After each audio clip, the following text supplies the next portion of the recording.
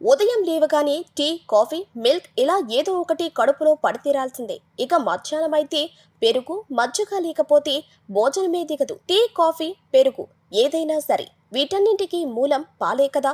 గతంలో చిక్కటి పాలల్లో కొంచెం నీళ్లు కలిపేవారు, కానీ ఇప్పుడు ఏకంగా పాలనే నకిలీ తయారు చేస్తున్నారు.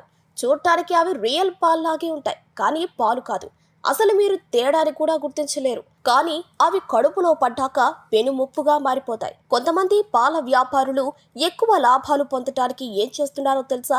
పాలల్లో నీళ్లతో పాటు అనేక రకాల రసాయనాలను కలిపేస్తున్నారు.